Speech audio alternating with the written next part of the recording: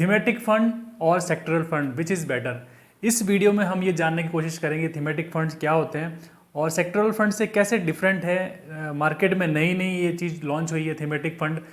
तो इस वीडियो को लास्ट तक जरूर देखना दोस्तों, और फर्स्ट टाइम आए तो इस चैनल को सब्सक्राइब कर देना। थीमेटिक फंड जो अपने नाम से ही जिसका हम अंदाज़ा लगा सकते हैं, जो पर्टिकुलर थीम से जुड़ा हुआ है, वो थीम क्या हो सकती है। जैसे मैन्युफैक्चरिंग है, डिफेंस है, ग्रीन एनर्जी है। अब ग्रीन एनर्जी को आगे वो कई पार्ट में डिवाइड करता है, जैसे उसमें इलेक्ट्रिकल व्हीकल है, उसमें सोलर एनर्जी है, विंड एनर्जी है, एनर्जी स्टोरेज है।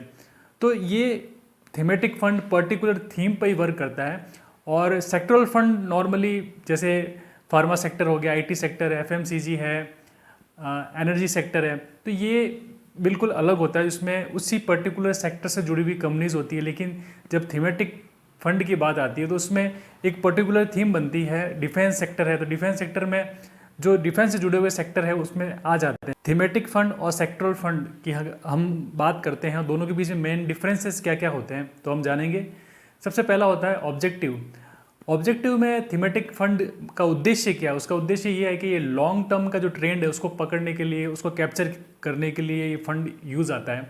वही सेक्टरल फंड पर्टिकुलर सेक्टर के अंदर कोई ज़्यादा बुलिश दिखाई दे रहा है, वो सेक्टर वो ज़्यादा बढ़ते हुए दिखाई दे रहा है, तो उस वक्त उसमें इन्वेस्ट किया जाता है।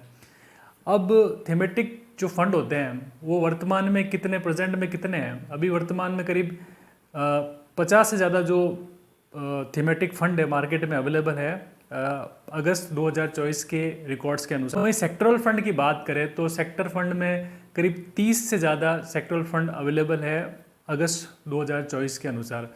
अब हम AUM की बात करते हैं, एसेट अंडर मैनेजमेंट की, तो थीमेटिक फंड के अंदर लगभग 90,000 करोड़ का AUM वर्तमान में है। सेक्टरल फंड में से थोड़ा कम है, लगभग 65,000 करोड़ का उसके अंदर जो है वो AUM है, एसेट अंडर मैनेजमेंट AUM को हम ये बोलते हैं।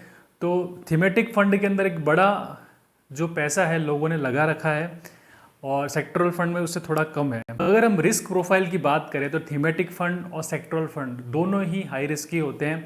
कारण है कि सेक्टर, कोई भी सेक्टर है, 1 साल 2 साल बहुत अच्छा चलता है, उसके बाद में उसमें डाउनफॉल ज़रूर आता है। वो 1 साल का, 2 साल, या कई बार वो ज़्यादा टाइम ड्यूरेशन के लिए भी हो सकता है। तो एक नॉर्मल जो ग्रोथ शेयर होते हैं वैसे ही उस टाइप के ये जो फंड नहीं होता है कि लगातार उसमें ग्रोथ दिखाई देती है। यहाँ पर एकदम से बहुत बड़ी ग्रोथ दिखाई देती है, एकदम से बहुत अच्छा रिटर्न आया था 40-50% का, तो हो सकता है अगले साल 20% 25% नीचे चला जाए। तो इस टाइप का जो वेरिएशन है वो बहुत ज़्यादा दिखाई देता है थीमेटिक फंड और सेक्टरल फंड में, और थीमेटिक फंड में उससे ज़्यादा दिखाई देता है। इस कारण थोड़ा थीमेटिक फंड सेक्टरल फंड से थोड़ा ज़्यादा रिस्की माना जाता है। होल्डिंग ड्यूरेशन की बात की जाए तो थीमेटिक फंड बहुत लंबे टाइम ड्यूरेशन के लिए उसको होल्ड किया जाता है, 5 से लेकर 10 साल, क्योंकि उसमें कोशिश ये की जाती है कि लॉन्ग टर्म जो ट्रेंड है उसको कैप्चर करना, उसको पकड़ना है, और उस पर मिलने वाले अच्छे रिटर्न को जो है वो ज़्यादा से ज़्यादा लेने की कोशिश करना। वहीं सेक्टरल फंड की बात की जाए तो उसमें 3 से लेकर 5 साल तक उसको होल्ड रखा जाता है, क्योंकि इस दौरान मार्केट के अंदर कुछ ना कुछ अच्छी मूवमेंट आती है, उससे उस पर्टिकुलर सेक्टर में भी कहीं ना कहीं उछाल देखने को मिलता है। हर 5 साल में एक सेक्टर तो चलता ही है, तो 5 साल अगर होल्डिंग पीरियड है तो उसमें अच्छा रिटर्न मिलने के चांसेस ज़्यादा रहते हैं। अब दोस्तों थीमेटिक फंड किन लोगों के लिए होता है? पहली चीज़, ऐसे लोग जिनको हाई रिस्क टॉलरेंस करने की एक हैबिट है, जिनको हाई रिस्क लेने की ज़्यादा इनको इच्छा होती है, ऐसे पर्सन के लिए थीमेटिक फंड होते हैं, क्योंकि यहाँ पर रिस्क काफ़ी ज़्यादा रहती है।